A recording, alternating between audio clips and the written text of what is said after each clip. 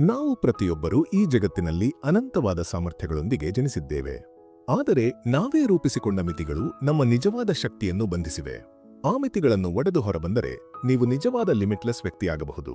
ನಮಸ್ಕಾರ ಸ್ನೇಹಿತರೆ, ನಿಮ್ಮೆಲ್ಲರಿಗೂ ಆಡಿಯೋ ಇನ್ಸೈಟ್ಸ್ ಯೂಟ್ಯೂಬ್ ಚಾನೆಲ್ಗೆ ಪ್ರೀತಿಯ ಸ್ವಾಗತ.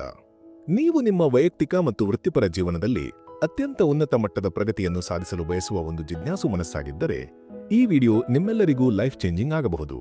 ನಾವು ಇಂದು ಜಾಗತಿಕ ಸ್ಮರಣಶಕ್ತಿ ತಜ್ಞರಾದ ಜಿಮ್ ಕ್ವಿಕ್ ಅವರು ಬರೆದಿರುವ ಲಿಮಿಟ್ಲೆಸ್ ಪುಸ್ತಕದ ಆಳವಾದ ಸಾರಾಂಶವನ್ನು ವಿಶ್ಲೇಷಿಸುತ್ತೇವೆ. ಜಿಮ್ ಕ್ವಿಕ್ ಅವರು ಬಾಲ್ಯದಲ್ಲಿ ತಲೆಗೆ ಆದ ಗಾಯದ ನಂತರ ತೀವ್ರ ಕಲಿಕಾ ಸವಾಲುಗಳನ್ನು ಎದುರಿಸಿದವರು. ಅಂತಹ ಸವಾಲುಗಳನ್ನು ಮೆಟ್ಟಿ ನಿಂತು ಅವರು ಇಂದು 30 ವರ್ಷಗಳಿಗಿಂತಲೂ ಹೆಚ್ಚು ಕಾಲದಿಂದ ಮೆದುಳಿನ ಸಾಮರ್ಥ್ಯವನ್ನು ಹೆಚ್ಚಿಸುವ ತರಬೇತಿಯಲ್ಲಿ ವಿಶ್ವದ ಅತ್ಯಂತ ಗೌರವಾನ್ವಿತ ಪರಿಣತರಾಗಿದ್ದಾರೆ. ಹಾಲಿವುಡ್ ತಾರೆಯರು, ರಾಜಕೀಯ ನಾಯಕರು ಮತ್ತು ವ್ಯವಹಾರದ ಪ್ರಮುಖ ವ್ಯಕ್ತಿಗಳು ಅವರ ಗ್ರಾಹಕರಾಗಿದ್ದಾರೆ. ಗೂಗಲ್, ನೈಕಿ, ಸ್ಪೇಸ್ ಎಕ್ಸ್ ಮತ್ತು ವಿಶ್ವಸಂಸ್ಥೆ, ಹಾರ್ವರ್ಡ್ ವಿಶ್ವವಿದ್ಯಾಲಯದಂತಹ ಪ್ರಸಿದ್ಧ ಶೈಕ್ಷಣಿಕ ಸಂಸ್ಥೆಗಳು ಅವರೊಂದಿಗೆ ಕೆಲಸ ಮಾಡಿವೆ. ಈ ಹಿನ್ನೆಲೆ ಜಿಮ್ ಕ್ವಿಕ್ ಅವರ ಒಳನೋಟಗಳ ಪ್ರಾಮುಖ್ಯತೆಯನ್ನು ನೀವು ಅರ್ಥ ಮಾಡಿಕೊಳ್ಳಬಹುದು. ನಿಮ್ಮೆಲ್ಲರ ಮನಸ್ಸಿನಲ್ಲಿ ಒಂದು ಪ್ರಶ್ನೆ ಇರಬಹುದು: ನಮ್ಮ ಆದರ್ಶ ಸ್ಥಿತಿ ಮತ್ತು ವಾಸ್ತವದ ನಡುವೆ ಅಂತರ ಏಕೆ? ನಾವು ಆಶಿಸುವ ಜೀವನ ಮತ್ತು ನಾವು ಜೀವಿಸುತ್ತಿರುವ ಜೀವನದ ನಡುವಿನ ಈ ಅಂತರಕ್ಕೆ ಕಾರಣವೇನು? ಮೂಲಗಳ ಪ್ರಕಾರ ಆ ಅಂತರಕ್ಕೆ ಕಾರಣವೇನೆಂದರೆ ನಮ್ಮ ಮನಸ್ಥಿತಿ, ನಮ್ಮ ಪ್ರೇರಣೆ ಅಥವಾ ನಮ್ಮ ವಿಧಾನ.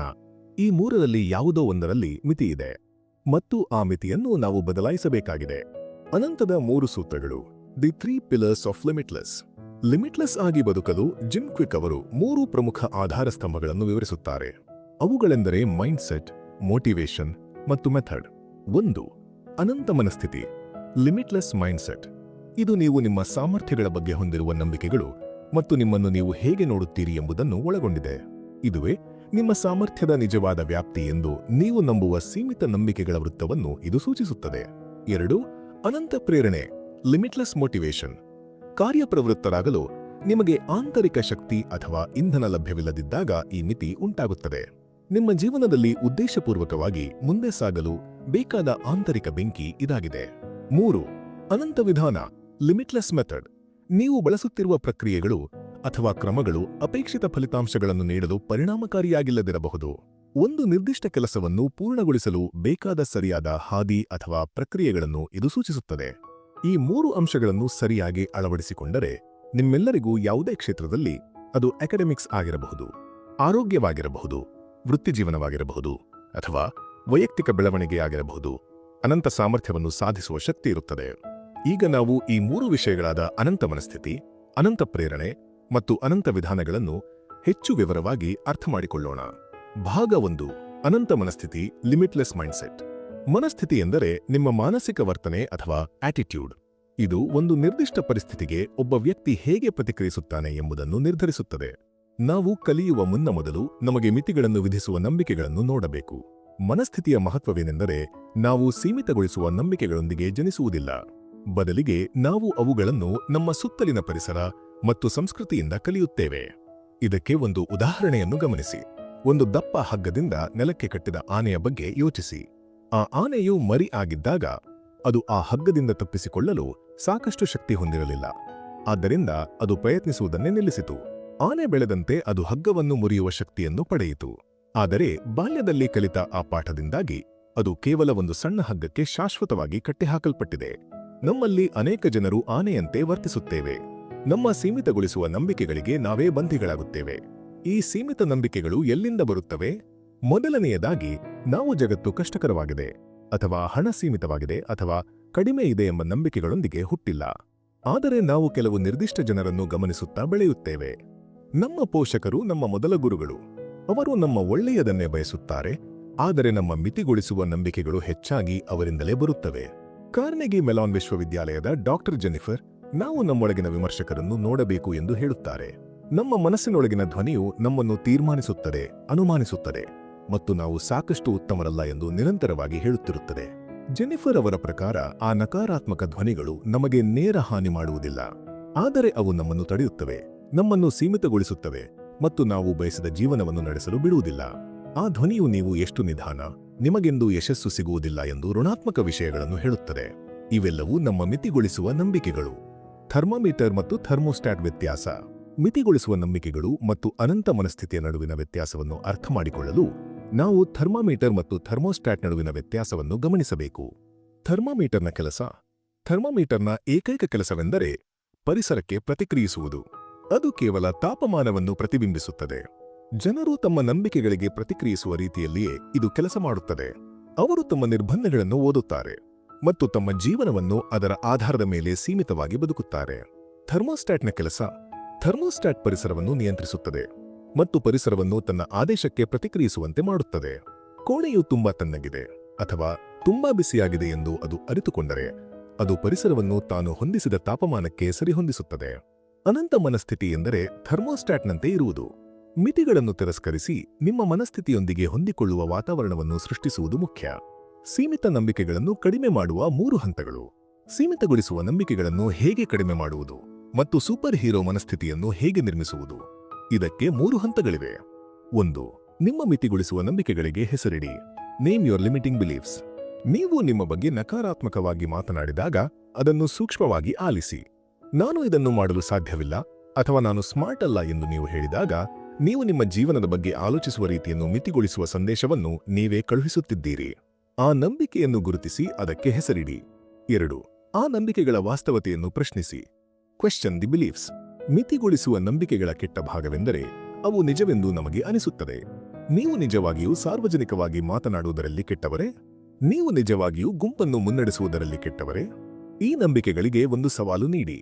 ಬಹುಶಃ ನೀವು ಉತ್ತಮರಾಗಿರಬಹುದು, ಆದರೆ ನಿಮ್ಮ ಆತ್ಮವಿಶ್ವಾಸ ನಿಮ್ಮನ್ನು ಹಿಡಿದಿಡಬಹುದು. 3. ಹೊಸ ನಂಬಿಕೆಯನ್ನು ರಚಿಸಿ. Create a new belief. ಒಮ್ಮೆ ನೀವು ಮಿತಿಗೊಳಿಸುವ ನಂಬಿಕೆಗಳನ್ನು ಹೆಸರಿಸಿದ ನಂತರ ಮತ್ತು ಅವುಗಳ ವಾಸ್ತವತೆಯನ್ನು ನೋಡಿದ ನಂತರ ಮುಂದಿನ ಪ್ರಮುಖ ಹೆಜ್ಜೆ ಹೊಸ ನಂಬಿಕೆಯನ್ನು ನಿರ್ಮಿಸುವುದು. ನೀವು ಸೃಷ್ಟಿಸುವ ಹೊಸ ನಂಬಿಕೆಯು ಬಲವಾದ ಸತ್ಯಗಳಿಂದ ಬೆಂಬಲಿತವಾಗಿರಬೇಕು ಮತ್ತು ನೀವು ಅದನ್ನು ನಿರಂತರವಾಗಿ ನಿಮಗೆ ನೆನಪಿಸಬೇಕು. ಅನಂತ ಮನಸ್ಥಿತಿಯನ್ನು ನಿರ್ಮಿಸಲು ಇರುವ ಅತ್ಯುತ್ತಮ ಮಾರ್ಗವೆಂದರೆ ಪ್ರಪಂಚದ ಅತ್ಯಂತ ಅದ್ಭುತ ಮನಸ್ಸುಗಳಿಂದ ಕಲಿಯುವುದು. ವರ್ಷಗಳಿಂದ ಪುಸ್ತಕಗಳನ್ನು ಓದುತ್ತಿರುವವರು ಪೂರ್ಣ ಪುಸ್ತಕವನ್ನು ಓದುವ ಮೊದಲು ಆ ಪುಸ್ತಕಗಳ ಸಣ್ಣ ಆವೃತ್ತಿಗಳನ್ನು ಅಥವಾ ಸಾರಾಂಶಗಳನ್ನು ಓದಲು ಪ್ರಯತ್ನಿಸುತ್ತಾರೆ. ಈ ರೀತಿ ಮಾಡುವುದರಿಂದ ಪ್ರಮುಖ ಅಂಶಗಳನ್ನು ವೇಗವಾಗಿ ಅರ್ಥಮಾಡಿಕೊಳ್ಳಬಹುದು. ಸ್ವಯಂ ಸುಧಾರಣೆ, ಜೀವನ ಚರಿತ್ರೆ, ಶಿಕ್ಷಣ, ಉತ್ಪಾದಕತೆ ಮತ್ತು ಮನೋವಿಜ್ಞಾನಕ್ಕೆ ಸಂಬಂಧಿಸಿದ ಅನೇಕ ಪುಸ್ತಕಗಳ ಪ್ರಮುಖ ಅಂಶಗಳು ವಿವರವಾಗಿ ಲಭ್ಯವಿರುತ್ತವೆ. ಕಲಿಕೆಯ ನಂತರ ಅಳವಡಿಸಲು ಸಹಾಯ ಮಾಡುವಂತಹ ಆಸಕ್ತಿದಾಯಕ ವ್ಯಾಯಾಮಗಳು ಸಹ ಲಭ್ಯವಿದೆ. ಇದರಿಂದ ಓದಿದ ವಿಷಯಗಳನ್ನು ಮರೆಯುವುದಿಲ್ಲ. ಸಮಯದ ಕೊರತೆ ಇರುವವರಿಗೆ ಸಾರಾಂಶಗಳನ್ನು ನೋಡುವುದು ಸಹಾಯಕವಾಗಿದೆ. ಅದು ಪೂರ್ಣ ಪುಸ್ತಕವನ್ನು ಓದಲು ಬಯಸುತ್ತೀರಾ ಇಲ್ಲವೇ ಎಂಬುದನ್ನು ನಿರ್ಧರಿಸಲು ಸಹಾಯ ಮಾಡುತ್ತದೆ. ಸಾಮಾನ್ಯವಾಗಿ ಪ್ರತಿದಿನದ 20 ರಿಂದ 30 ನಿಮಿಷಗಳನ್ನು ಈ ಪ್ರಮುಖ ವಿಚಾರಗಳನ್ನು ಕಲಿಯಲು ವಿನಿಯೋಗಿಸುವುದು ಉತ್ತಮ. 7 ಸುಳ್ಳು ನಂಬಿಕೆಗಳು, ದಿ 7 ಲೈಸ್. ನಮ್ಮ ಜೀವನದಲ್ಲಿ ನಾವು ನಂಬಿಕೊಂಡು ಬಂದ 7 ಸುಳ್ಳು ನಂಬಿಕೆಗಳನ್ನು ಮೂಲಗಳು ವಿವರಿಸುತ್ತವೆ. ಕೆಲವೊಮ್ಮೆ ನಮ್ಮ ಜೀವನದ ಬಗ್ಗೆ ಜಗತ್ತು ಸುಳ್ಳು ಹೇಳುತ್ತದೆ ಮತ್ತು ಕೆಲವೊಮ್ಮೆ ನಾವು ನಮಗೆ ನಾವೇ ಸುಳ್ಳು ಹೇಳುತ್ತೇವೆ. ಈ ಸುಳ್ಳುಗಳು ನಿಮ್ಮನ್ನು ನೀವು ಇರಲು ಬಯಸದ ಜೀವನಕ್ಕೆ ಕೊಂಡೊಯ್ಯಬಹುದು. ಸುಳ್ಳು 1. ಬುದ್ಧಿಮತ್ತೆ ಸ್ಥಿರವಾಗಿದೆ. Intelligence is fixed. ಸ್ಥಿರ ಮನಸ್ಥಿತಿ ಹೊಂದಿರುವವರು ತಮ್ಮ ಸಾಮರ್ಥ್ಯಗಳು ಮತ್ತು ಬುದ್ಧಿಮತ್ತೆ ಕೇವಲ ಒಂದು ನಿರ್ದಿಷ್ಟ ಪ್ರಮಾಣದಲ್ಲಿವೆ ಎಂದು ನಂಬುತ್ತಾರೆ. ಮತ್ತೊಂದೆಡೆ ಬೆಳವಣಿಗೆಯ ಮನಸ್ಥಿತಿ ಅಥವಾ ಗ್ರೋತ್ ಮೈಂಡ್ಸೆಟ್ ಹೊಂದಿರುವವರು ತಮ್ಮ ಪ್ರತಿಭೆ ಮತ್ತು ಸಾಮರ್ಥ್ಯಗಳನ್ನು ಶ್ರಮ ಮತ್ತು ಸರಿಯಾದ ವಿಧಾನಗಳ ಮೂಲಕ ಅಭಿವೃದ್ಧಿಪಡಿಸಬಹುದು ಎಂದು ಅರ್ಥಮಾಡಿಕೊಳ್ಳುತ್ತಾರೆ. ಎಲ್ಲರೂ ಒಂದೇ ಆಗಿರುತ್ತಾರೆ ಎಂದು ಅವರು ನಂಬುವುದಿಲ್ಲ, ಆದರೆ ಕಷ್ಟಪಟ್ಟು ಕೆಲಸ ಮಾಡುವ ಮೂಲಕ ಅವರು ಬುದ್ಧಿವಂತಿಕೆಯನ್ನು ಗಳಿಸುತ್ತಾರೆ ಎಂದು ನಂಬುತ್ತಾರೆ. ನಿಮ್ಮ ಮನಸ್ಥಿತಿಯನ್ನು ಬೆಳವಣಿಗೆಯ ಮನಸ್ಥಿತಿಯ ಕಡೆಗೆ ನಿರ್ಮಿಸುವುದು ನಿಮ್ಮ ಪ್ರಗತಿಗೆ ಮುಖ್ಯವಾಗಿದೆ. ನಿಮ್ಮ ವರ್ತನೆಯನ್ನು ನೋಡಲು ಪ್ರಾರಂಭಿಸಿ ಮತ್ತು ನೀವು ಮಾತನಾಡುವ ವಿಧಾನವನ್ನು ಆಲಿಸಿ. ಬದಲಿಸಬೇಕಾದ ನಂಬಿಕೆ ಬುದ್ಧಿಮತ್ತೆ ದ್ರವದಂತಿದೆ, ಅದು ಸ್ಥಿರವಲ್ಲ. ಸುಳ್ಳು 2. ನಾವು ನಮ್ಮ ಮೆದುಳಿನ 10% ಮಾತ್ರ ಬಳಸುತ್ತೇವೆ. We only use 10% of our brain. ಈ ನಂಬಿಕೆಯನ್ನು ನಾವು ಯಾರಿಂದಲೂ ಕೇಳಿರಬಹುದು ಅಥವಾ ಎಲ್ಲೋ ಓದಿರಬಹುದು, ಆದರೆ ಮೂಲಗಳ ಪ್ರಕಾರ ಇದು ಸತ್ಯವಲ್ಲ. ಸಂಶೋಧನೆಯು ಯಾವುದೇ ಚಟುವಟಿಕೆ ನಡೆಯುತ್ತಿರುವಾಗ ಮೆದುಳಿನ ಎಲ್ಲಾ ಭಾಗಗಳು ಸಕ್ರಿಯವಾಗಿರುತ್ತವೆ ಎಂದು ತೋರಿಸಿದೆ. ನಾವು ನಿದ್ರಿಸುತ್ತಿರುವಾಗಲೂ ಸಹ ಮೆದುಳಿನ ಎಲ್ಲಾ ಭಾಗಗಳು ಚಟುವಟಿಕೆಯನ್ನು ತೋರಿಸುತ್ತವೆ. ನಮ್ಮ ಮೆದುಳು ನಮ್ಮ ದೇಹದ ತೂಕದ ಕೇವಲ 2% ಇದ್ದರೂ ಅದು ನಮ್ಮ ಶಕ್ತಿಯ 20% ಬಳಸುತ್ತದೆ. ನಮ್ಮ ಮೆದುಳಿನ ಎಲ್ಲ ಸಾಮರ್ಥ್ಯವನ್ನು ಬಳಸಲು ನಾವು ಕಲಿಯುತ್ತಿದ್ದೇವೆ ಎಂಬುದು ಹೊಸ ನಂಬಿಕೆಯಾಗಿರಬೇಕು. ಬದಲಿಸಬೇಕಾದ ನಂಬಿಕೆ: ನಾನು ನನ್ನ ಸಂಪೂರ್ಣ ಮೆದುಳಿನ ಸಾಮರ್ಥ್ಯವನ್ನು ಬಳಸಲು ಕಲಿಯುತ್ತಿದ್ದೇನೆ. ಸುಳ್ಳು 3. ತಪ್ಪುಗಳು ಎಂದರೆ ವೈಫಲ್ಯ. ಮಿಸ್ಟೇಕ್ಸ್ ಮೀನ್ ಫೇಲಿಯರ್. ತಪ್ಪುಗಳು ಎಂದರೆ ವೈಫಲ್ಯವಲ್ಲ, ಅವು ನೀವು ಹೊಸದನ್ನು ಪ್ರಯತ್ನಿಸುತ್ತಿದ್ದೀರಿ ಎಂಬುದರ ಸಂಕೇತ. ನೀವು ಪರಿಪೂರ್ಣರಾಗಿರಬೇಕು ಎಂದು ನೀವು ಭಾವಿಸಬಹುದು, ಆದರೆ ಜೀವನದಲ್ಲಿ ನೀವು ಇತರರಿಗಿಂತ ನಿಮ್ಮನ್ನೇ ಹೋಲಿಕೆ ಮಾಡಿಕೊಳ್ಳಬೇಕು. ನಿಮ್ಮ ತಪ್ಪುಗಳಿಂದ ನೀವು ಕಲಿಯುವಾಗ ಅದು ನಿನ್ನೆಯವರಿಗಿಂತ ಇಂದು ನಿಮ್ಮನ್ನು ಉತ್ತಮಗೊಳಿಸುವ ಶಕ್ತಿಯನ್ನು ಹೊಂದಿರುತ್ತದೆ. ಬದಲಿಸಬೇಕಾದ ನಂಬಿಕೆ, ವೈಫಲ್ಯ ಎಂಬುದೂ ಇಲ್ಲ, ಕೇವಲ ಕಲಿಕೆಯೇ ಇದೆ. ಸುಳ್ಳು 4. ಜ್ಞಾನವೇ ಶಕ್ತಿ. Knowledge is power. ಜ್ಞಾನವು ಶಕ್ತಿಯಲ್ಲ, ಆದರೆ ಅದು ಶಕ್ತಿಯಾಗುವ ಸಾಮರ್ಥ್ಯವನ್ನು ಹೊಂದಿದೆ. ನಾವು ಭಾಗವಹಿಸುವ ಎಲ್ಲಾ ವಿಚಾರಗೋಷ್ಠಿಗಳು, ಕಾರ್ಯಕ್ರಮಗಳು ಅಥವಾ ನಮ್ಮ ಚಾನೆಲ್ನ ವಿಡಿಯೋಗಳು ಇವೆಲ್ಲವೂ ನೀವು ಆ ಜ್ಞಾನದ ಮೇಲೆ ಕ್ರಮ ಕೈಗೊಳ್ಳುವವರೆಗೆ ಕೆಲಸ ಮಾಡುವುದಿಲ್ಲ. ಬದಲಿಸಬೇಕಾದ ನಂಬಿಕೆ, ಜ್ಞಾನವು ಕ್ರಿಯೆಯೊಂದಿಗೆ ಮಿಶ್ರಣವಾದಾಗ ಅದು ಶಕ್ತಿಯಾಗುತ್ತದೆ. ಸುಳ್ಳು 5. ಹೊಸ ವಿಷಯಗಳನ್ನು ಕಲಿಯುವುದು ಯಾವಾಗಲೂ ಸುಲಭವಾಗಿರುತ್ತದೆ. Learning is always easy. ಸತ್ಯವೇನೆಂದರೆ ಹೊಸ ವಿಷಯಗಳನ್ನು ಕಲಿಯುವುದು ಯಾವಾಗಲೂ ಸುಲಭವಲ್ಲ, ಆದರೆ ಆ ಶ್ರಮ ನಿಮಗೆ ಪ್ರಯೋಜನವನ್ನು ನೀಡುತ್ತದೆ. ಕಲಿಕೆಯು ಯಾವಾಗಲೂ ಸ್ವಲ್ಪ ಮಟ್ಟಿಗೆ ಅಹಿತಕರವಾಗಿರಬೇಕು, ಆದರೆ ನಿಮಗೆ ತಿಳಿದಿರುವ ವಿಷಯಗಳನ್ನು ಮಾತ್ರ ನೀವು ಮಾಡುತ್ತಿದ್ದರೆ ಆಗ ನೀವು ಪ್ರಗತಿ ಸಾಧಿಸುವುದಿಲ್ಲ. ಬದಲಿಸಬೇಕಾದ ನಂಬಿಕೆ, ನೀವು ಕಲಿಯುವ ವಿಧಾನವನ್ನು ಕಲಿತಾಗ ಸವಾಲುಗಳು ವಿನೋದಮಯವಾಗುತ್ತವೆ. ಸುಳ್ಳು 6. ಇತರ ಜನರ ಅಭಿಪ್ರಾಯಗಳು ಮುಖ್ಯ. Other people's opinions are important. ನೀವು ಬಯಸುವ ಜೀವನವನ್ನು ನಿರ್ಮಿಸುವುದು ಕಷ್ಟಕರವಾಗಿರುತ್ತದೆ, ಆದರೆ ನಿಮಗೆ ಯಾವುದು ಹೆಚ್ಚು ಕಷ್ಟಕರ ಎಂದು ತಿಳಿದಿದೆಯೇ? ಕೊನೆಯ ಉಸಿರನ್ನು ಎಳೆದಾಗ ನೀವು ಬದುಕಲು ಬಯಸಿದ ಜೀವನವನ್ನು ಬದುಕಲು ವಿಫಲವಾದರೆ ಪಶ್ಚಾತ್ತಾಪ ಪಡುವುದು ತುಂಬಾ ಕಷ್ಟ. ನೀವು ಏನು ಮಾಡಿದರೂ ಜನರು ನಿಮ್ಮನ್ನು ಪ್ರೀತಿಸುತ್ತಾರೆ ಅಥವಾ ಟೀಕಿಸುತ್ತಾರೆ. ಬದಲಿಸಬೇಕಾದ ನಂಬಿಕೆ, ನನಗೆ ಗೌರವ ಅಥವಾ ಪ್ರೀತಿ ನೀಡುವುದು ನಿಮ್ಮ ಕೆಲಸವಲ್ಲ, ಅದು ನನ್ನ ಕೆಲಸ. ಸುಳ್ಳು 7. ಪ್ರತಿಭೆ ಹುಟ್ಟುತ್ತದೆ. Genius is Born. ಪುಸ್ತಕದ ಲೇಖಕರು ಹೇಳುತ್ತಾರೆ, ಪ್ರತಿಭೆಗಳು ಹುಟ್ಟುವುದಿಲ್ಲ, ಅವುಗಳನ್ನು ಅಭ್ಯಾಸ ಮತ್ತು ತರಬೇತಿಯ ಮೂಲಕ ರೂಪಿಸಲಾಗುತ್ತದೆ. ಯಾರಿಗೂ ಪ್ರತಿಭೆಯಂತೆ ಕಾಣುವ ಯಾವುದನ್ನಾದರೂ ಪ್ರತಿಯೊಬ್ಬರೂ ಕಲಿಯಬಹುದು. ಬದಲಿಸಬೇಕಾದ ನಂಬಿಕೆ, ಪ್ರತಿಭೆಗಳು ಹುಟ್ಟುವುದಿಲ್ಲ, ಅವುಗಳನ್ನು ಅಭ್ಯಾಸದ ಮೂಲಕ ಸೃಷ್ಟಿಸಲಾಗುತ್ತದೆ. ಈ 7 ಸುಳ್ಳು ನಂಬಿಕೆಗಳನ್ನು ನೀವು ತಿರಸ್ಕರಿಸಿದಾಗ ನೀವು ಅನಂತ ಮನಸ್ಥಿತಿಯ ಮೊದಲ ಹೆಜ್ಜೆಯನ್ನು ದಾಟಿದಂತಾಗುತ್ತದೆ. ಭಾಗ 2. ಅನಂತ ಪ್ರೇರಣೆ, ಲಿಮಿಟ್ಲೆಸ್ ಮೋಟಿವೇಶನ್. ತಮ್ಮ ಉದ್ದೇಶ ಏನೆಂದು ತಿಳಿದಿರುವ ಜನರು ಅವರು ಯಾರು ಮತ್ತು ಏಕೆ ಇಲ್ಲಿದ್ದಾರೆ ಎಂಬುದನ್ನು ತಿಳಿದಿರುತ್ತಾರೆ. ಪ್ರೇರಣೆ ಮತ್ತು ಭಾವೋದ್ರೇಕ, ಪ್ಯಾಷನ್ ಒಂದೇ ಎಂದು ಭಾವಿಸಲಾಗುತ್ತದೆ, ಆದರೆ ಅವುಗಳು ಒಂದೇ ಅಲ್ಲ. ಆದರೆ ಇವು ಒಂದು ಇನ್ನೊಂದಕ್ಕೆ ಕಾರಣವಾಗುವಂತಿವೆ. ನಿಮ್ಮ ಪ್ಯಾಷನ್ ಅನ್ನು ಕಂಡುಹಿಡಿಯುವುದು ಎಂದರೆ ಕೇವಲ ಒಂದು ಆಳವಾದ ಆಸಕ್ತಿಯನ್ನು ಹೊಂದಿರುವುದಲ್ಲ. ಇದರರ್ಥ ವಿವಿಧ ವಿಷಯಗಳೊಂದಿಗೆ ಪ್ರಯೋಗ ಮಾಡುವುದು ಮತ್ತು ನಿಮಗೆ ಸಂತೋಷವನ್ನು ನೀಡುವುದನ್ನು ನೋಡುವುದು. ನಾವು ನಮ್ಮ ಆಂತರಿಕ ಮಗುವಿನ ಮನಸ್ಸನ್ನು ಪುನಃ ಕಂಡುಕೊಂಡಾಗ ಪ್ಯಾಷನ್ ಅಥವಾ ಭಾವೋದ್ರೇಕ ಬರುತ್ತದೆ. ಸಾರಾಂಶವಾಗಿ ಹೇಳುವುದಾದರೆ, ಪ್ಯಾಷನ್ ಎಂದರೆ ನಿಮಗೆ ಆಂತರಿಕವಾಗಿ ಬೆಳಕು ನೀಡುವ ವಿಷಯ. ಉದ್ದೇಶ, ಪರ್ಪಸ್ ಎಂದರೆ ನೀವು ಇತರ ಜನರೊಂದಿಗೆ ಹೇಗೆ ಸಂಬಂಧ ಹೊಂದಿದ್ದೀರಿ ಮತ್ತು ಈ ಜಗತ್ತಿಗೆ ನೀವು ಏನು ಕೊಡುಗೆ ನೀಡಲು ಬಂದಿದ್ದೀರಿ ಎಂಬುದು. ನಾವು ಆಳವಾಗಿ ನೋಡಿದಾಗ ನಾವೆಲ್ಲರೂ ಒಂದೇ ಪ್ಯಾಷನ್ ಹೊಂದಿದ್ದೇವೆ ಎಂದು ತಿಳಿಯುತ್ತದೆ. ನಮ್ಮದೇ ಪ್ಯಾಷನ್ ಮೂಲಕ ಇತರ ಜನರಿಗೆ ಸಹಾಯ ಮಾಡುವುದು. ಜೀವನದಲ್ಲಿ ದೊಡ್ಡ ಕಾರ್ಯವೆಂದರೆ ನಿಮ್ಮ ಕೌಶಲ್ಯ ಮತ್ತು ಜ್ಞಾನವನ್ನು ಹಂಚಿಕೊಳ್ಳುವುದು. ನಿಮ್ಮ ಏಕೆಯನ್ನು ಕಂಡುಹಿಡಿಯುವುದು, ಫೈಂಡಿಂಗ್ ಯುವರ್ ವೈ. ನೀವು ಕಲಿಯಲು ಪ್ರೇರಣೆಯನ್ನು ಕಂಡುಹಿಡಿಯಲು ಕಷ್ಟಪಡುತ್ತಿದ್ದರೆ ನೀವು ಆ ಕಾರ್ಯದ ಹಿಂದಿನ ಏಕೆಯನ್ನು ಕಂಡುಹಿಡಿದಿಲ್ಲ ಎಂದರ್ಥ. ನಿಮ್ಮ ಪ್ಯಾಷನ್ ಅನ್ನು ನಿಮ್ಮ ಉದ್ದೇಶದೊಂದಿಗೆ ಬೆಸೆಯಿರಿ. ನಿಮ್ಮ ಉದ್ದೇಶಗಳು ಫಲಿತಾಂಶ ಆಧಾರಿತವಾಗಿರಬೇಕು. ಉದಾಹರಣೆಗೆ, ನಾನು ಭಾರತೀಯ ಇತಿಹಾಸವನ್ನು ಕಲಿಯಲು ಬಯಸುತ್ತೇನೆ, ಇದರಿಂದ ನಾನು ನನ್ನ ಮಕ್ಕಳಿಗೆ ಅವರ ಶಾಲಾ ವಿಷಯಗಳಲ್ಲಿ ಸಹಾಯ ಮಾಡಬಹುದು. ಅಥವಾ ನಾನು ಸಂಶೋಧನೆ ಮಾಡಲು ಬಯಸುತ್ತೇನೆ, ಇದರಿಂದ ನಾನು ನನ್ನ ವ್ಯಾಪಾರ ಪಾಲುದಾರರನ್ನು ಮನವೊಲಿಸಲು ಮತ್ತು ನನ್ನ ಕಂಪನಿಗೆ ಹೊಸ ಮಾರುಕಟ್ಟೆಗಳನ್ನು ಕಂಡುಹಿಡಿಯಲು ಸಾಧ್ಯವಾಗುತ್ತದೆ. ನಿಮ್ಮ ಈ ವಿಡಿಯೋವನ್ನು ನಿಲ್ಲಿಸಿ ಮತ್ತು ನಿಮ್ಮ ಜೀವನದ 3 ಪ್ರಮುಖ ಉದ್ದೇಶಗಳನ್ನು ಬರೆಯಿರಿ. ಇದು ನಿಮ್ಮ ಪ್ರೇರಣೆಯ ಮಟ್ಟವನ್ನು ಹೆಚ್ಚಿಸಲು ಸಹಾಯ ಮಾಡುತ್ತದೆ. ಸಣ್ಣ, ಸರಳ ಹೆಜ್ಜೆಗಳು, ಸ್ಮಾಲ್, ಸಿಂಪಲ್ ಸ್ಟೆಪ್ಸ್. ನೀವು ಏನನ್ನಾದರೂ ಉತ್ತಮ ಗುಣಮಟ್ಟದೊಂದಿಗೆ ಮಾಡಲು ಸಾಧ್ಯವಾಗದಿದ್ದರೆ ನೀವು ಅದರ ಬಗ್ಗೆ ಅಪರಾಧಿ ಭಾವನೆ ಅಥವಾ ಗಿಲ್ಟಿ ಫೀಲ್ ಮಾಡುತ್ತೀರಿ. ಆದರೆ ನೀವು ಏನನ್ನೂ ಮಾಡಲು ಸಾಧ್ಯವಾಗದಿದ್ದಾಗ ಗಿಲ್ಟಿ ಫೀಲ್ ಮಾಡುವುದು ಹೆಚ್ಚು ನೋವಿನಿಂದ ಕೂಡಿದೆ. ನಿಮ್ಮ ಪ್ರಗತಿಯ ಕೊರತೆಯ ಬಗ್ಗೆ ಅಪರಾಧಿ ಭಾವನೆ ಹೊಂದಿರುವುದು ಮತ್ತಷ್ಟು ಮುಂದೂಡಿಕೆಗೆ ಕಾರಣವಾಗಬಹುದು. ನಿಮ್ಮ ಒಂದು ನಿರ್ಧಾರ ನಿಮ್ಮ ಇಡೀ ಜೀವನವನ್ನು ಬದಲಾಯಿಸಬಹುದು. ನೀವು ಅರ್ಥಶಾಸ್ತ್ರ ತರಗತಿಗೆ ತುಂಬಾ ಓದಬೇಕಾಗಿದೆ ಎಂದು ಯೋಚಿಸಿ ತೊಂದರೆಗೀಡಾಗಿದ್ದರೆ ಸಣ್ಣ ಪ್ರಗತಿಯನ್ನು ಮಾಡಲು ಪ್ರಾರಂಭಿಸಿ. ಉದಾಹರಣೆಗೆ, ನಿಮ್ಮ ಗುರಿಯನ್ನು ಹೀಗೆ ಹೊಂದಿಸಿ, ನಾನು ಮೊದಲ ಅಧ್ಯಾಯವನ್ನು ಮಾತ್ರ ಓದುತ್ತೇನೆ. ನೀವು ಕೆಲಸವನ್ನು ಪ್ರಾರಂಭಿಸಿದ ನಂತರ ನೀವು ಸ್ವಲ್ಪ ಏನನ್ನಾದರೂ ಸಾಧಿಸಿದ್ದೀರಿ ಎಂದು ನೀವು ಗಮನಿಸುತ್ತೀರಿ. ಅರ್ಥಶಾಸ್ತ್ರದ ಮೊದಲ ಅಧ್ಯಾಯ ದೂರದಿಂದ ಕಂಡಷ್ಟು ಕಷ್ಟಕರವಾಗಿರಲಿಲ್ಲ ಎಂದು ನಿಮಗೆ ತಿಳಿದುಬರುತ್ತದೆ. ನೀವು ಒಮ್ಮೆ ಪುಸ್ತಕವನ್ನು ತೆರೆದ ನಂತರ ನೀವು ಇತರ ಅಧ್ಯಾಯಗಳನ್ನು ಸಹ ನಿಭಾಯಿಸಬಹುದು. ನೀವು ಮುಂದೂಡುತ್ತಿದ್ದ ಕೆಲಸವನ್ನು ಸಣ್ಣ ತುಣುಕುಗಳಾಗಿ ವಿಭಜಿಸುವುದರಿಂದ ದಾರಿ ಸ್ಪಷ್ಟವಾಗುತ್ತದೆ. ಲಂಡನ್ ವಿಶ್ವವಿದ್ಯಾಲಯ ಕಾಲೇಜಿನ ಅಧ್ಯಯನವು ಹೊಸ ಅಭ್ಯಾಸವನ್ನು ರೂಪಿಸಲು ಸರಾಸರಿ 66 ದಿನಗಳು ಬೇಕಾಗುತ್ತದೆ ಎಂದು ಕಂಡುಹಿಡಿದಿದೆ. ಅಭ್ಯಾಸವನ್ನು ಮುರಿಯುವುದು ಎಂದರೆ ಅದನ್ನು ಸಂಪೂರ್ಣವಾಗಿ ನಿಲ್ಲಿಸುವುದು ಎಂದಲ್ಲ, ಆದರೆ ಅದನ್ನು ಒಂದು ಉತ್ತಮವಾದ ಅಭ್ಯಾಸದಿಂದ ಬದಲಾಯಿಸುವುದು ಎಂದು ಊಹಿಸಲಾಗಿದೆ. ಭಾಗ 3 ಅನಂತ ವಿಧಾನ ಲಿಮಿಟ್ಲೆಸ್ ಮೆಥಡ್. ಅನಂತ ವಿಧಾನವನ್ನು ಸಾಧಿಸುವಲ್ಲಿ ಅತ್ಯಂತ ಶಕ್ತಿಯುತವಾದ ಪರಿಕಲ್ಪನೆಗಳಲ್ಲಿ ಒಂದು ಫ್ಲೋ ಸ್ಥಿತಿ. ನಿಮ್ಮೆಲ್ಲರಿಗೂ ಈ ಅನುಭವ ಆಗಿರಬಹುದು. ನೀವು ಒಂದು ಕೆಲಸದಲ್ಲಿ ಸಂಪೂರ್ಣವಾಗಿ ಮುಳುಗಿ ಹೋಗಿ ಸುತ್ತಮುತ್ತಲಿನ ಎಲ್ಲವನ್ನೂ ಮರೆತು ಬಿಡುತ್ತೀರಿ. ನೀವು ಮಾಡುತ್ತಿದ್ದ ಕೆಲಸವು ನಿಮಗೆ ಅತ್ಯಂತ ಸಹಜ ವಿಷಯದಂತೆ ಭಾಸವಾಗುತ್ತದೆ. ಈ ಅನುಭವವನ್ನು ಫ್ಲೋ ಎಂದು ಕರೆಯಲಾಗುತ್ತದೆ. ಈ ಪರಿಕಲ್ಪನೆಯನ್ನು ಮನಃಶಾಸ್ತ್ರಜ್ಞರಾದ ಮಿಹಾಲಿ ಸಿಸಿಂಟ್ಮಿಹಾಯಿ ಅವರು ಪ್ರಯೋಗದ ಮನಃಶಾಸ್ತ್ರದಲ್ಲಿ ವಿವರಿಸಿದ್ದಾರೆ. ಜನರು ತಮ್ಮ ಚಟುವಟಿಕೆಯಲ್ಲಿ ಎಷ್ಟು ಆಳವಾಗಿ ತೊಡಗಿಸಿಕೊಂಡಿರುತ್ತಾರೆ ಎಂದರೆ ಇತರ ವಿಷಯಗಳು ಅವರಿಗೆ ಮುಖ್ಯವಾಗುವುದಿಲ್ಲ. ಈ ಅನುಭವವು ಎಷ್ಟು ಆಹ್ಲಾದಕರವಾಗಿರುತ್ತದೆ ಎಂದರೆ ಜನರು ಅದನ್ನು ದೊಡ್ಡ ಬೆಲೆಗೆ ಪಡೆಯಲು ಸಹ ಸಿದ್ಧರಿರುತ್ತಾರೆ. ಡಾಕ್ಟರ್ ಮಿಹಾಲಿ ಫ್ಲೋ ಸ್ಥಿತಿಯನ್ನು ವಿವರಿಸುವ ಕೆಲವು ಗುಣಲಕ್ಷಣಗಳು ಇಲ್ಲಿವೆ. 1. ಸಂಪೂರ್ಣ ಏಕಾಗ್ರತೆ. 2.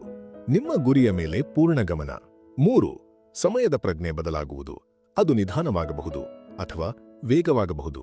4. ತಕ್ಷಣದ ಪ್ರತಿಫಲದ ಭಾವನೆ. 5. ಸವಾಲುದಾಯಕವಾಗಿದ್ದರೂ ಪ್ರಯತ್ನವಿಲ್ಲದೆ ನಡೆಯುತ್ತಿದೆ ಎಂಬ ಭಾವನೆ. 6. ನೀವು ಮಾಡುತ್ತಿರುವ ಕೆಲಸದಿಂದ ಸಂಪೂರ್ಣವಾಗಿದ್ದೇನೆ ಎಂಬ ಭಾವನೆ. ನೀವು ಅನಂತ ಸಾಮರ್ಥ್ಯವನ್ನು ಬಯಸಿದರೆ ನೀವು ಸಾಧ್ಯವಾದಷ್ಟು ಬಾರಿ ಫ್ಲೋ ಸ್ಥಿತಿಗೆ ಹೋಗಬೇಕು. ಫ್ಲೋ ಸ್ಥಿತಿಯನ್ನು ತಲುಪುವ 5 ಮಾರ್ಗಗಳು. ಫ್ಲೋ ಸ್ಥಿತಿಯನ್ನು ಹೇಗೆ ಸಾಧಿಸುವುದು ಎಂಬುದಕ್ಕೆ 5 ಮಾರ್ಗಗಳನ್ನು ಮೂಲಗಳು ಸೂಚಿಸುತ್ತವೆ. 1. ಗಮನವನ್ನು ಸೆಳೆಯುವ ವಿಷಯಗಳನ್ನು ತೆಗೆದುಹಾಕಿ. Eliminate distractions. ನೀವು ಫ್ಲೋ ಸ್ಥಿತಿಗೆ ಹೋಗಲು ಬಯಸಿದರೆ ಗೊಂದಲಗಳನ್ನು ತೆಗೆದುಹಾಕುವುದು ಅತ್ಯಗತ್ಯ. ಒಮ್ಮೆ ನಿಮ್ಮ ಗಮನ ಬೇರೆಡೆಗೆ ಹೋದರೆ ನಿಮ್ಮ ಕೆಲಸಕ್ಕೆ ಹಿಂತಿರುಗಲು 20 ನಿಮಿಷಗಳು ಬೇಕಾಗುತ್ತದೆ. ಆದ್ದರಿಂದ ಎಲ್ಲವನ್ನೂ ಬದಿಗಿರಿಸಿ ನೀವು ಮಾಡುತ್ತಿರುವ ಕೆಲಸದ ಮೇಲೆ ಸಂಪೂರ್ಣ ಗಮನ ಹರಿಸಿ. 2. ಫ್ಲೋ ಸಮಯವನ್ನು ನಿಗದಿಪಡಿಸಿ. Block time for flow. Flow ಸ್ಥಿತಿಯನ್ನು ಸಾಧಿಸಲು ಪರಿಸ್ಥಿತಿಗಳು ಸರಿಯಾಗಿದ್ದರೆ ಕೇವಲ 15 ನಿಮಿಷಗಳು ಸಾಕು ಎಂದು ಹೇಳಲಾಗುತ್ತದೆ. ನಿಮ್ಮ ಕ್ಯಾಲೆಂಡರ್ನಲ್ಲಿ ಫ್ಲೋಗಾಗಿ ಸಮಯವನ್ನು ನಿರ್ಬಂಧಿಸಿ. ಕೇವಲ ಅರ್ಧ ಗಂಟೆ ಅಲ್ಲ, ಕನಿಷ್ಠ 2 ಗಂಟೆಗಳ ಕಾಲ ನೀವು ಇಷ್ಟಪಡುವ ಕೆಲಸಕ್ಕಾಗಿ ಸಮಯ ನಿಗದಿಪಡಿಸಿ. ನಮ್ಮಲ್ಲಿ ಕೆಲವರು ಕೆಲಸ ಮಾಡುತ್ತಿರುವಾಗ ಗೊಂದಲಕ್ಕೊಳಗಾಗುತ್ತಾರೆ. ಅವರು ತಮ್ಮ ಕೆಲಸವನ್ನು ಪ್ರೀತಿಸುತ್ತಾರೆ, ಆದರೆ ಇತರರು ಅವರೊಂದಿಗೆ ಮಾತನಾಡುವಾಗ ಅಥವಾ ಅವರು ತಮ್ಮ ಫೋನ್ಗಳನ್ನು ಪರಿಶೀಲಿಸಿದಾಗ ಸಮಯ ಕಳೆಯುತ್ತಾರೆ. ಇದರಿಂದ ಸಮಯ ಕೇವಲ ಹಾಳಾಗುತ್ತದೆ. 3. ಸ್ಪಷ್ಟ ಗುರಿಗಳನ್ನು ಹೊಂದಿರಿ. Have clear goals. ನಿಮ್ಮ ಉದ್ದೇಶಗಳು ಸ್ಪಷ್ಟವಾಗಿಲ್ಲದಿದ್ದರೆ ನೀವು ಫ್ಲೋ ಸ್ಥಿತಿಯಲ್ಲಿ ತೊಡಗಲು ಸಾಧ್ಯವಾಗುವುದಿಲ್ಲ. ನೀವು ದಿನವನ್ನು ಹೇಗೆ ಬಳಸಲು ಬಯಸುತ್ತೀರಿ ಎಂದು ಯೋಚಿಸಲು ಸಮಯವನ್ನು ಮೀಸಲಿಡಿ. 4. ಸವಾಲನ್ನು ಹೆಚ್ಚಿಸಿ. Challenge your self. ನೀವು ಒಂದು ಗುರಿಯನ್ನು ಹೊಂದಿದ್ದೀರಿ ಮತ್ತು ಅದನ್ನು ಸಾಧಿಸಲು ಉತ್ಸುಕರಾಗಿದ್ದೀರಿ ಎಂದಾದರೂ ನೀವು ಕಾಲಕಾಲಕ್ಕೆ ಗೊಂದಲಕ್ಕೊಳಗಾಗಬಹುದು. ನಿಮ್ಮನ್ನು ಸ್ವಲ್ಪ ಸವಾಲು ಮಾಡಿ. ನೀವು ಫ್ಲೋ ಸ್ಥಿತಿಯ ಬಗ್ಗೆ ಮಾತನಾಡುವಾಗ ಸವಾಲುಗಳನ್ನು ಅನುಭವಿಸಿದ ಜನರೊಂದಿಗೆ ಮಾತನಾಡುತ್ತಿದ್ದೀರಿ. ಕಾರಣ ಸ್ಪಷ್ಟವಾಗಿದೆ. ನೀವು ನಿಮ್ಮ 2 ಕೈಗಳನ್ನು ಹಿಂದೆ ಕಟ್ಟಿ ಮಾಡಬಹುದಾದ ಕೆಲಸವನ್ನು ಮಾಡಿದರೆ ನೀವು ಬೇಗನೆ ಬೇಸರಗೊಳ್ಳುತ್ತೀರಿ. ಆದರೆ ಬೇಸರ ಮತ್ತು ಫ್ಲೋ ಒಟ್ಟಿಗೆ ಹೋಗುವುದಿಲ್ಲ. ಮತ್ತೊಂದೆಡೆ ನೀವು ತುಂಬಾ ಕಷ್ಟಕರವಾದ ಕೆಲಸವನ್ನು ಮಾಡಿದರೆ ನೀವು ನಿರಾಶೆಗೊಳ್ಳುತ್ತೀರಿ. ಆ ನಿರಾಶೆಯಿಂದ ಫ್ಲೋ ಸ್ಥಿತಿ ಬರುವುದಿಲ್ಲ. ಆದರೆ ನೀವು ಇಷ್ಟಪಡುವ ಮತ್ತು ಸ್ವಲ್ಪ ಸವಾಲನ್ನು ಹೊಂದಿರುವ ಕೆಲಸವನ್ನು ಮಾಡಿದರೆ ನೀವು ಆ ಹಾದಿಯನ್ನು ಆನಂದಿಸುವ ಮತ್ತು ಫ್ಲೋ ಸ್ಥಿತಿಯನ್ನು ತಲುಪುವ ಅವಕಾಶಗಳು ಹೆಚ್ಚಿರುತ್ತವೆ. 5. ಸ್ಥಳವನ್ನು ಬದಲಾಯಿಸಿ. Change location. ನೀವು ನಿಯಮಿತವಾಗಿ ಫ್ಲೋ ಸ್ಥಿತಿಯನ್ನು ತಲುಪಲು ನಿಮ್ಮನ್ನು ಸೂಪರ್ ಹೀರೋನಂತೆ ತರಬೇತಿ ಮಾಡಲು ಬಯಸುತ್ತೀರಿ. ಆದರೆ ಸೂಪರ್ ಹೀರೋಗಳಿಗೆ ಯಾವಾಗಲೂ ಸೂಪರ್ ವಿಲನ್ಗಳಿಂದ ಸವಾಲು ಎದುರಾಗುತ್ತದೆ. ನಿಮ್ಮ ಪ್ರಗತಿಯ ಹಾದಿಯಲ್ಲಿರುವ 2 ಸೂಪರ್ ವಿಲನ್ಗಳನ್ನು ನೀವು ದೂರವಿಡಬೇಕು. ಫ್ಲೋ ಸ್ಥಿತಿಯ ಸೂಪರ್ ವಿಲನ್ಗಳು. ವಿಲನ್ 1. ಮಲ್ಟಿಟಾಸ್ಕಿಂಗ್. ಮಾಸ್ಟರ್ ಹಸ್ಕರ್ ಆಗುವುದು ಎಂದರೆ ಲಿಮಿಟ್ಲೆಸ್ ಆಗುವುದಲ್ಲ. ಸಂಶೋಧನೆಯು ಮಲ್ಟಿಟಾಸ್ಕ್ ಮಾಡುವ ಜನರು ಒಂದು ಸಮಯದಲ್ಲಿ ಒಂದು ವಿಷಯದ ಮೇಲೆ ಕೇಂದ್ರೀಕರಿಸುವ ಜನರಿಗಿಂತ ಕಡಿಮೆ ಪರಿಣಾಮಕಾರಿಯಾಗಿರುತ್ತಾರೆ ಎಂದು ತೋರಿಸಿದೆ. ನೀವು ಸಾಮಾಜಿಕ ಮಾಧ್ಯಮವನ್ನು ಸ್ಕ್ರಾಲ್ ಮಾಡುತ್ತಾ, ಇಮೇಲ್ಗಳಿಗೆ ಪ್ರತ್ಯುತ್ತರ ನೀಡುತ್ತಾ ಮತ್ತು ಸಹೋದ್ಯೋಗಿಗಳೊಂದಿಗೆ ಮಾತನಾಡುತ್ತಾ ಕೆಲಸ ಮಾಡಿದರೆ ನೀವು ಎಂದಿಗೂ ಫ್ಲೋ ಸ್ಥಿತಿಗೆ ಹೋಗುವುದಿಲ್ಲ. ನಿಮ್ಮ ಮೆದುಳಿಗೆ ಬರುವ ಎಲ್ಲ ವಿಷಯಗಳ ಫಿಲ್ಟರ್ ಅನ್ನು ಆಫ್ ಮಾಡಿ ಮತ್ತು ಫ್ಲೋ ಸ್ಥಿತಿಯಲ್ಲಿ ಮುಳುಗಿರಿ. ವಿಲನ್ 2. ಪರ್ಫೆಕ್ಷನಿಸಂ. ವೈಫಲ್ಯದ ಭಯದಿಂದ ಬರುವ ಪರಿಪೂರ್ಣತೆಯು ಸೃಜನಶೀಲತೆ ಮತ್ತು ಹೊಸತನವನ್ನು ಕಡಿಮೆ ಮಾಡುತ್ತದೆ. ಈ ಕಾರ್ಯವನ್ನು ಪರಿಪೂರ್ಣವಾಗಿ ಮಾಡಬೇಕು, ಇಲ್ಲದಿದ್ದರೆ ವೈಫಲ್ಯವು ತುಂಬಾ ಕೆಟ್ಟದಾಗಿರುತ್ತದೆ ಎಂಬ ನಂಬಿಕೆಯೊಂದಿಗೆ ನೀವು ಕಾರ್ಯಕ್ಕೆ ಪ್ರವೇಶಿಸಿದರೆ ನಿಮ್ಮ ಎಲ್ಲಾ ಗಮನ ವೈಫಲ್ಯದ ಮೇಲಿರುತ್ತದೆ. ಆಗ ನೀವು ಪ್ರಗತಿ ಸಾಧಿಸಲು ಸಾಧ್ಯವಾಗುವ ಸ್ಥಿತಿಯನ್ನು ತಲುಪಲು ಸಾಧ್ಯವಿಲ್ಲ. ಈ ದುಷ್ಟಶಕ್ತಿಯನ್ನು ಸೋಲಿಸಲು ಅಪೂರ್ಣತೆ ಸರಿ ಎಂದು ನೀವೇ ಮನವರಿಕೆ ಮಾಡಿಕೊಳ್ಳಿ. ಇದು ನೀವು ಮಾಡಬೇಕಾದ ರೀತಿಯಲ್ಲಿ ನಿಮ್ಮನ್ನು ತಳ್ಳುತ್ತಿದ್ದೀರಿ ಎಂಬುದರ ಸಂಕೇತವಾಗಿದೆ. ಅನಂತ ವಿಧಾನ. ಗಮನ ಮತ್ತು ಏಕಾಗ್ರತೆ. Focus and concentration. ನಿಮಗೆ ನೆನಪಿದೆಯೇ, ಬಾಲ್ಯದಲ್ಲಿ ನೀವು ಭೂತಗನ್ನಡಿ ಮ್ಯಾಗ್ನಿಫೈಯಿಂಗ್ ಗ್ಲಾಸ್ ತೆಗೆದುಕೊಂಡು ಹೊರಗೆ ಸೂರ್ಯನ ಬೆಳಕಿಗೆ ಹೋದಾಗ ಆ ಗಾಜಿನಿಂದ ಒಂದು ಪ್ರಕಾಶಮಾನವಾದ ಸಣ್ಣ ಕಲೆ ಎಲೆಗಳ ಮೇಲೆ ಬೀಳುತ್ತಿತ್ತು ಮತ್ತು ಆ ಎಲೆಗಳು ಸುಟ್ಟು ಹೋಗುತ್ತಿದ್ದವು.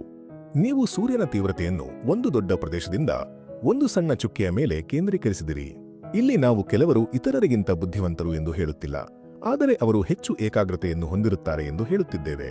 ಪ್ರಸಿದ್ಧ ಇಂಟರ್ನೆಟ್ ಉದ್ಯಮಿ ಮತ್ತು ಲೇಖಕರೊಬ್ಬರು ಹೇಳುತ್ತಾರೆ, ಏಕಾಗ್ರತೆಯು ಒಂದು ಸ್ನಾಯುವಿನಂತೆ. ನೀವು ಅದನ್ನು ಹೆಚ್ಚು ವ್ಯಾಯಾಮ ಮಾಡಿದರೆ ಅದು ಬಲಗೊಳ್ಳುತ್ತದೆ. ಏಕಾಗ್ರತೆಯನ್ನು ಕಲಿಯಬಹುದಾದ ಮತ್ತು ಅಭ್ಯಾಸದಿಂದ ಉತ್ತಮವಾಗಬಹುದಾದ ವಿಷಯ ಎಂದು ಅವರು ವಿವರಿಸುತ್ತಾರೆ. ಏಕಾಗ್ರತೆ ಎಂದರೆ ಒಂದು ನಿರ್ದಿಷ್ಟ ಸಮಯದವರೆಗೆ ನಿಮ್ಮ ಗಮನವನ್ನು ಒಂದು ವಿಷಯದ ಮೇಲೆ ಇಡುವುದು. ನಿಮ್ಮ ಏಕಾಗ್ರತೆ ವಿಫಲವಾದಾಗ ನಿಮ್ಮ ಪ್ರಜ್ಞೆಯನ್ನು ಹಿಂತಿರುಗಿಸಲು ನಿಮ್ಮ ಇಚ್ಛಾಶಕ್ತಿಯನ್ನು ಬಳಸಿ. ಒಂದು ಸಮಯದಲ್ಲಿ ಒಂದು ಕೆಲಸವನ್ನು ಮಾಡುವುದರಿಂದ ನಿಮ್ಮ ಏಕಾಗ್ರತೆಯ ಸ್ನಾಯುಗಳು ಬಲಗೊಳ್ಳುತ್ತವೆ ಮತ್ತು ನಿಮ್ಮ ಗಮನ ಅನಂತ ಮಟ್ಟವನ್ನು ತಲುಪುತ್ತದೆ. ನಾವು ಹಾಜರಾಗಲು ಸಭೆಗಳು, ಪ್ರತಿಕ್ರಿಯಿಸಲು ಇಮೇಲ್ಗಳು, ಸಾಮಾಜಿಕ ಮಾಧ್ಯಮದಲ್ಲಿ ಸ್ಥಿತಿಗಳನ್ನು ನವೀಕರಿಸುವುದು ಮತ್ತು ಹಲವಾರು ಯೋಜನೆಗಳಲ್ಲಿ ಕೆಲಸ ಮಾಡುವುದು, ಹೀಗೆ 10 ವಿಷಯಗಳನ್ನು ನಿಭಾಯಿಸಬೇಕಾಗುತ್ತದೆ. ಈ ಕಾರಣದಿಂದಲೇ ನಿಮ್ಮ ಮನಸ್ಸನ್ನು ಶಾಂತಗೊಳಿಸುವ ಮಾರ್ಗಗಳನ್ನು ಕಂಡುಕೊಳ್ಳುವುದು ಹಿಂದೆಂದಿಗಿಂತಲೂ ಹೆಚ್ಚು ಮುಖ್ಯವಾಗಿದೆ. ನಿಮಗೆ ಅರಿವಿಲ್ಲದಿರಬಹುದು, ಆದರೆ ದಿನವಿಡೀ ನಿಮಗೆ ಸಿಗುತ್ತಿರುವ ಎಲ್ಲಾ ಇನ್ಪುಟ್ ಮತ್ತು ಮಾಹಿತಿ ನಿಮ್ಮಲ್ಲಿ ಒತ್ತಡಕ್ಕೆ ಕಾರಣವಾಗಬಹುದು. ಧ್ಯಾನ ಮತ್ತು ಯೋಗದಂತಹ ಸಾಧನಗಳು ನಿಮ್ಮ ಮನಸ್ಸನ್ನು ಶಾಂತಗೊಳಿಸಲು ಸಹಾಯ ಮಾಡುತ್ತವೆ. ಆದರೆ ನೀವು ಸಭೆಗಳ ಮಧ್ಯೆ ಇದ್ದರೆ ಮತ್ತು ಕೆಲವು ನಿಮಿಷಗಳಿಗಿಂತ ಹೆಚ್ಚು ಸಮಯ ನೀಡಲು ಸಾಧ್ಯವಾಗದಿದ್ದರೆ ನಿಮ್ಮ ಮನಸ್ಸನ್ನು ಶಾಂತಗೊಳಿಸಲು ಕೆಲವು ಸಲಹೆಗಳಿವೆ. ಇಲ್ಲಿ 4-7-8 4-7-8 ಉಸಿರಾಟದ ವಿಧಾನವಿದೆ. ಇದು ಈ ರೀತಿ ಕಾರ್ಯನಿರ್ವಹಿಸುತ್ತದೆ. 1.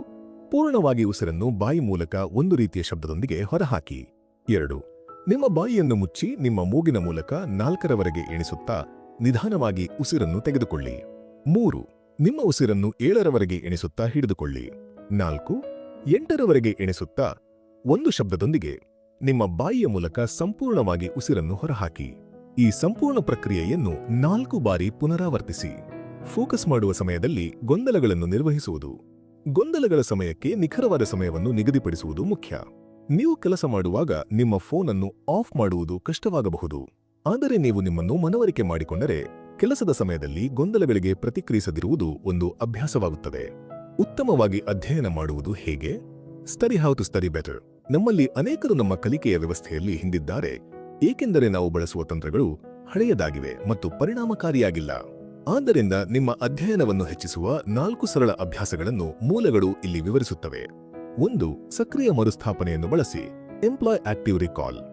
ಸಕ್ರಿಯ ಮರುಸ್ಥಾಪನೆ ಆಕ್ಟಿವ್ ರಿಕಾಲ್ ಎಂದರೆ ನೀವು ಅಧ್ಯಯನ ಮಾಡಿದ ವಿಷಯವನ್ನು ತಕ್ಷಣವೇ ಪರಿಶೀಲಿಸುವ ಮತ್ತು ನಿಮಗೆ ಎಷ್ಟು ನೆನಪಿದೆ ಎಂದು ಪರಿಶೀಲಿಸುವ ಪ್ರಕ್ರಿಯೆ. ಸಕ್ರಿಯ ಮರುಸ್ಥಾಪನೆ ಮಾಡಲು ನೀವು ಓದಿದ ವಿಷಯವನ್ನು ಪರಿಶೀಲಿಸಿ. ನಂತರ ಪುಸ್ತಕವನ್ನು ಮುಚ್ಚಿ ಮತ್ತು ನಿಮಗೆ ನೆನಪಿದ್ದ ಎಲ್ಲವನ್ನೂ ಹೇಳಿ ಅಥವಾ ಬರೆಯಿರಿ. ಕೊನೆಯಲ್ಲಿ ನಿಮಗೆ ಎಷ್ಟು ನೆನಪಿದೆ ಎಂದು ನೋಡಲು ಪರಿಶೀಲಿಸಿ. 2. ನಿಮ್ಮ ಸ್ಥಿತಿಯನ್ನು ನಿರ್ವಹಿಸಿ. Manage your state. ನೀವು ಕೆಟ್ಟ ದಿನವನ್ನು ಹೊಂದಿದ್ದರೆ ನಿಮಗೆ ಒಂದು ಕಾರ್ಯವನ್ನು ಮಾಡಲು ಹೇಳಿದಾಗ ನೀವು ನಿಮ್ಮ ಸಾಮರ್ಥ್ಯದ ಮಟ್ಟದಲ್ಲಿ ನಿರ್ವಹಿಸದಿರಬಹುದು.